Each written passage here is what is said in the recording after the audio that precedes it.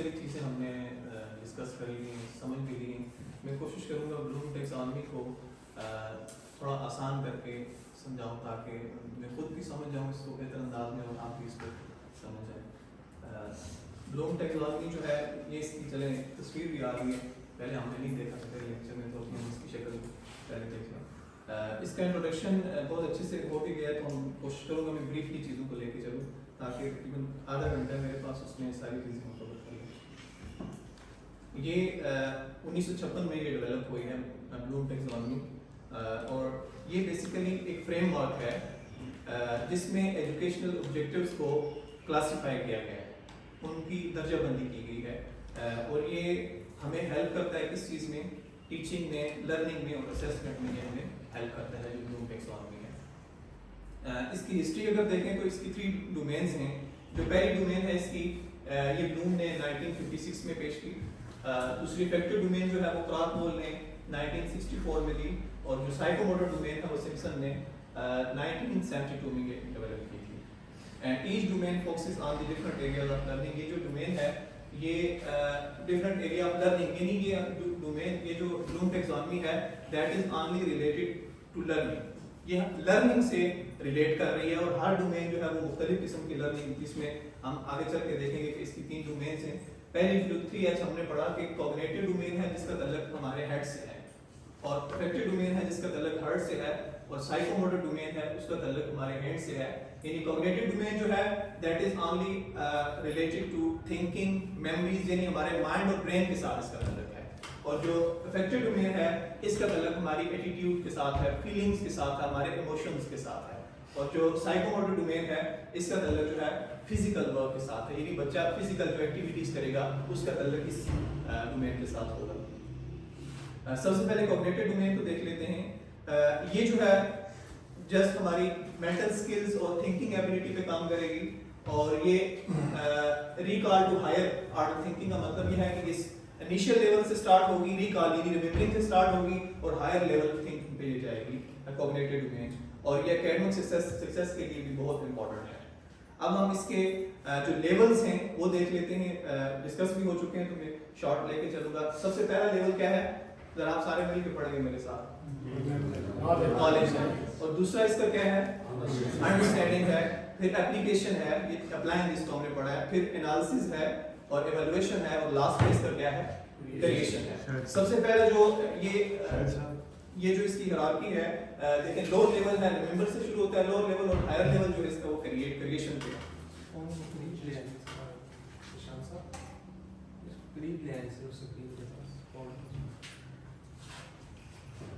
सबसे पहले नॉलेज को समझ लेते हैं कि नॉलेज क्या है कॉग्निटिव डोमेन में। देखें कॉग्निटिव डोमेन जो है वो उसका ताल्लुक हमारे माइंड के साथ है, ब्रेन के साथ है, यानी हमने नॉलेज का मतलब है चीजों को जो याद करना है, क्रेमिंग जिसको कहते हैं, रटा लगाना। तो सर ने भी बात की, तो क्रेमिंग जो है that is related to knowledge remembering, यानी एबिलिटी, इस चीज की एबिलिटी बच्चों में पैदा करें कि वो चीजों को रिकॉल कर सकें, याद कर सकें, बेसिक कांसेप्ट जो है उसको माइंड में रख सकें। And learning at this level is based on memory, not deep understanding. इस लेवल पे बच्चे की जो अंडरस्टैंडिंग नहीं होती है, जस्ट वो चीजों को याद करते हैं। जैसे फॉर एग्जांपल आप बच्चों को कहते हैं कि डेफिनेशंस याद कर लें आप, ठीक है, कुछ फैक्ट्स जो हैं, फिगर जो हैं, उनको आप माइंड में रख लें, यानी रटा लगा लें, उसका माइंड में रख लें, that is related to knowledge. जो अंडरस्टैंडिंग है वो क्या है, अब चीजों को याद तो किया लेकिन उसको समझना भी है। अंडरस्टैंड यानी कॉम्प्रिहेंशन का मतलब ये है कि आपने जो आइडियाज हैं आपके माइंड में आ गए, अब आप इस काबिल हो जाएं कि उन आइडियाज को अपने अल्फाज में भी बयान कर सकें। यानी ability to explain ideas in our words shows that the student understand the concept clearly. ये लेवल ये शो करता है कि जो बच्चे जिन्होंने जो चीज याद की थी अब वो इस काबिल हो गए कि वो उस याद की हुई चीज को अपने अल्फाज में भी बयान कर सकें। जैसे explaining a paragraph in simple words, जैसे मैं 3 क्लास की एग्जांपल दूं, वहां पे अरफा करीम का एक लेसन है, बच्चों को मैंने अरफा करीम का जो वो चैप्टर था वो मैंने पढ़ाया, फिर मैंने कुछ बच्चों से कहा कि आप ये करें कि उसको अपने अल्फाज में बयान करें। तो एक बच्चा खड़ा हुआ तो उसने उसके बारे में बताया कि वो कहाँ पे पैदा हुई, उसने क्या क्या अवार्ड्स लिए, कितने साल की उम्र में उसने जो है जहाज उड़ाया और कब वो फौत हुई। अब बच्चा जब अपनी वर्डिंग में वो बयान कर दे, इट्स मीन कि उसका अंडरस्टैंडिंग लेवल भी क्या हो गया, डेवलप हो गया। उसके बाद है एप्लीकेशन। एप्लीकेशन क्या है? Ability to use knowledge in new situations, यानी आपका जो नॉलेज है अब आपने उसको यूज करना है मुख्तलिफ सिचुएशंस में। इसके हम एग्जांपल से भी समझेंगे। जैसे इंग्लिश की एग्जांपल में लेके चलूंगा। ग्रामर में आप बच्चों को ये कहते हैं कि आपने जो सिंपल प्रेजेंट टेंस है उसमें थर्ड पर्सन सिंगुलर में आपने ही शी इट जो है उसके साथ आपने वर्ब के साथ एस या ईएस का इजाफा करना होता है। ये चीज, ये रूल हमने बच्चों को सिखा दिया। अब बच्चे उसको अप्लाई कैसे करेंगे? बच्चे उसको ऐसे अप्लाई करेंगे कि जब वो उसको एग्जांपल उसकी लिखेंगे तो वो दे के साथ अगर कोई वर्ब आता है, जैसे कि एग्जांपल 2 मैंने लिखी है, अब देखें ही के साथ उसने प्ले के साथ एस लिखा है, ये उसने अप्लाई कर लिया उस रूल को जिसने उसको अंडरस्टैंड किया था या जिसने जो रूल मेमोराइज किया था, अब वो अप्लाई कर रहा है। ही प्लेज लगा रहा है और दे प्लेज नहीं लगा रहा, दे प्ले लगा रहा है। क्यों? क्योंकि वो अप्लाई कर रहा है उस रूल को, जिस रूल को उसने सीखा था। तो एप्लीकेशन में बच्चा इस काबिल हो जाता है कि जो रूल्स उसने सीखे होते हैं उसको अब वो अप्लाई कर रहा होता है। उसके बाद एनालिसिस है, ability to break information into parts and examine relationship. Analysis ये है कि बच्चा इस काबिल हो जाता है कि इंफॉर्मेशन को मुख्तलिफ पार्ट्स में डिवाइड करता है और फिर उनको एग्जामिन करता है। एग्जामिन करने का मतलब होता है कि अपने अंदाज से उसको देखता है कि helps in deeper understanding of content. जो कंटेंट होता है उसको अंडरस्टैंडिंग का जो लेवल होता है वो और ब्रॉडर हो जाता है इस लेवल पे। जैसे आप बच्चे को ये कहते हैं कि एनालाइजिंग अ स्टोरी, थीम और कैरेक्टर्स। बच्चे को आप एक स्टोरी देते हैं, स्टोरी बच्चे के सामने पढ़ लेते हैं, बच्चा ताकि इस काबिल हो जाए कि अब वो स्टोरी का थीम भी आपको बता सके, स्टोरी के कैरेक्टर्स भी आपको बता सके, यानी वो एनालाइज कर सके। जैसे आपके लिए मैंने एक एग्जांपल लिखी है, एक स्टोरी लिखी है, इसको हम पढ़ के समझते हैं कि इस लेवल पे बच्चा किस काबिल होता है। Sarah was walking to school when she saw a little girl crying near the park. The girl had lost her school bag. Sarah stopped and helped her search for it. After a few minutes, they found the bag under a bench. The little girl smiled happily and thanked Sarah. Sarah reached school late because of this. Her teacher listened to the reason and appreciated her kindness. Sarah felt proud that she helped someone in need. अब इसको हम देख लेते हैं कि इसमें बच्चों ने क्या क्या करना है। अब जैसे आपने स्टोरी पढ़ ली है, आप इसमें बताएंगे कैरेक्टर्स कौन कौन से हैं। अब ये स्टोरी छोटी सी, बच्चे इस काबिल हो जाएं कि वो बताएं जैसे इसमें कैरेक्टर क्या है, सारा इस कैरेक्टर, ये एनालाइज है। बच्चे एनालाइज करना इस काबिल हो जाए ताकि वो आपको ये बता सकें कि कैरेक्टर इसमें सारा है, लिटिल गर्ल भी है, टीचर भी है। तो बच्चे अगर आपको कैरेक्टर्स बता देते हैं तो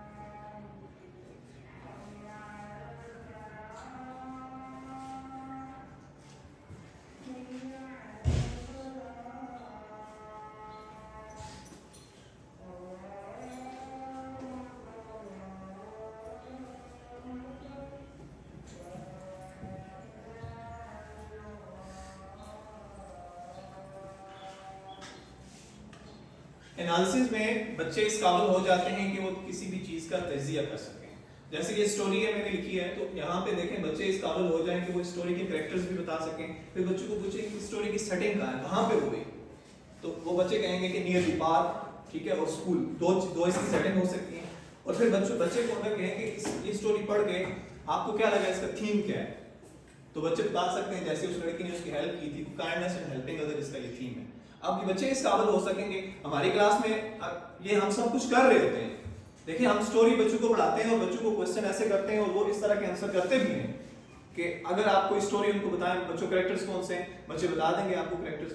कहीं ना कहीं हम इन सब को अप्लाई कर रहे होते हैं क्लास में। इवन एक्सरसाइज में भी इस तरह के एनालिसिस के बाद एवल्युएशन है। एवल्युएशन क्या है? तशखीस करना। एवल्युएशन को उर्दू में कहते हैं तशखीस करना। तशखीस करना क्या है? Ability to make judgments based on evidence, यानी बच्चा अब इस काबिल हो जाए कि वो जजमेंट्स कर सके, तशखीस कर सके। Students give opinion with logical reasons, इसमें लॉजिक्स होते हैं। जो स्टूडेंट आपको तशखीस करेगा तो विद लॉजिक्स करेगा, रीजंस के साथ करेगा। वो कोई अगर आपको यानी इसकी एग्जांपल हम देख लेते हैं, giving opinion about a poem with reasons. एक आप बच्चे को पोएम देते हैं, पोएम पढ़ के उसको समझा देते हैं, तो अब बच्चा ये है कि उस पे एवल्युएशन स्टेज में ये करेगा कि वो अपनी राय देगा रीजंस के साथ। यानी वो बच्चा जब आपको अपनी राय दे रहा होगा तो साथ बताएगा कि ऐसा है तो क्यों है, यानी व्हाई वाले क्वेश्चन का वो आपको आंसर कर रहा होगा। इसकी और एग्जांपल देख लें। इंग्लिश में क्या एग्जांपल हो सकती है? Do you think this story ending was good? कोई स्टोरी है, बच्चे को आप पढ़ाते हैं तो आप उससे एक क्वेश्चन पूछते हैं कि आप ये सोच रहे हैं कि ये जो स्टोरी है इसका एंडिंग गुड है? अगर गुड है तो क्यों है? ये इसका क्वेश्चन है इंग्लिश का। इस तरह साइंस का देख लें कि साइंस पढ़ाने वाले जो लोग हैं कि which energy source is better for environment, give reasons. ठीक है, जो साइंस में ये क्वेश्चन आप पूछेंगे, साथ आगे उसके रीजंस पूछेंगे। और क्लासरूम के हवाले से अगर आप बच्चों से सवाल करते हैं कि student gives opinion about a teachers method with reasons, यानी आप बच्चों से जाके पूछते हैं कि कौन से टीचर आपको अच्छा पढ़ाते हैं। बच्चे कह तो देते हैं फलां अच्छा पढ़ाते हैं, फलां नहीं पढ़ाते, लेकिन जब आप उनसे रीजन पूछेंगे कि फलां टीचर आपको बहुत अच्छा क्यों पढ़ाते हैं, अगर वो आपको रीजन बता दें, इसका मतलब यह है कि उनका एवल्युएशन जो स्टेज है वो डेवलप हो चुका है। उसके बाद है क्रिएशन। क्रिएशन जो है, इसमें बच्चे इस काबिल हो जाते हैं कि वो कोई चीज क्रिएट कर सकते हैं, खुद से क्रिएट कर सकते हैं। Ability to produce new ideas और original work, and this is the highest level of thinking, यानी ये जो डोमेन है कॉग्निटिव डोमेन, उसमें ये हाईएस्ट लेवल है।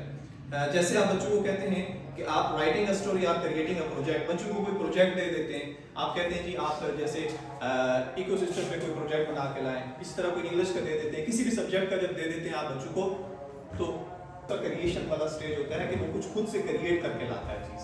तो ये सारे स्टेज हैं जो कॉग्निटिव डोमेन में हैं। इसकी एग्जांपल्स और क्या हो सकती हैं? इंग्लिश में आप बच्चे को कहते हैं जी student writes their own story और पोएम। मैं ऑनलाइन टीचिंग करता हूँ, मैं आपको बताऊं कि एक बच्ची है जिसको मैं पढ़ा रहा हूँ, उसकी एज है अभी वो क्लास 4 में है। ठीक है, उसने उसकी मामा ने कहा कि आप इंग्लिश के टीचर हैं तो आप ये करें कि ये बच्ची ने मेरी पोएम लिखी है, तो वो पोएम आपको सेंड करेगी, आप देख लें कि वो कैसी है। ठीक है, उस बच्ची ने मुझे पोएम सेंड की, उसने अपनी माँ की बर्थडे पे वो पोएम लिखी हुई थी, और ऐसी जबरदस्त वो पोएम थी। मेरे पास लैपटॉप में पड़ी है, कभी मैं आपको जिसको पढ़ना चाह रहा हूँ मैं आपको सेंड करूंगा।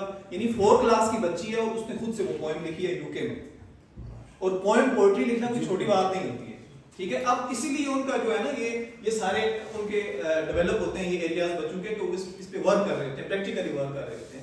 तो यहाँ पे इंग्लिश में जैसे आप बच्चे को कोई कहें कि स्टोरी लिखें या कोई पोएम लिखें, जरूरी नहीं है ये चीजें लिखें, आप बच्चों को कहें कि माय स्कूल पे खुद से कुछ क्रिएट करें, ये भी क्रिएशन है। यानी खुद से जो अपने आइडियाज को डेवलप करके आपको कुछ लिख के कोई क्रिएट करके कोई चीज देता है, तो वो इसके लिए एक क्रिएशन स्टेज होगा। साइंस में देखें, teacher design a simple science project, कोई प्रोजेक्ट्स उससे बनवा लें। ड्राइंग में देख लें तनवीर साहब कि स्टूडेंट मेक्स अ पोस्टर और ड्राइंग, आप बच्चों से पोस्टर बनवाते हैं या ड्राइंग बनाते हैं, तो ये भी क्या है? क्रिएशन स्टेज है बच्चों का। और क्लासरूम क्या है? Students prepare a presentation on environmental pollution, classroom में बच्चे कोई प्रेजेंटेशन डेवलप करके लाते हैं, तो ये भी क्रिएशन स्टेज है। उसके बाद अफेक्टिव डोमेन जो दूसरा है, उसकी that is related to only feelings, attitude, manners, motivation, ये इसी से रिलेट कर रहा है। इसके लेवल्स देख लेते हैं हम। पहला लेवल है इसका रिसीविंग, मेरे साथ साथ पढ़ेंगे। दूसरा responding, valuing, organizing and characterizing, ये सारे इसके लेवल्स हैं। इसके बहुत सारे जो रिसर्चर हैं उन्होंने इसके नेम्स कुछ चेंज किए हैं। ठीक है, जैसे उन्होंने बताया तो वो भी यही चीजें थोड़े नाम इनके चेंज होते हैं। तो एक एक करके हम इनको समझ लेते हैं कि यानी अफेक्टिव डोमेन का मतलब ये है कि बच्चे की कॉग्निटिव डोमेन तो डेवलप हो गई है, लेकिन अभी वो उसकी कंप्लीट लर्निंग नहीं हुई है।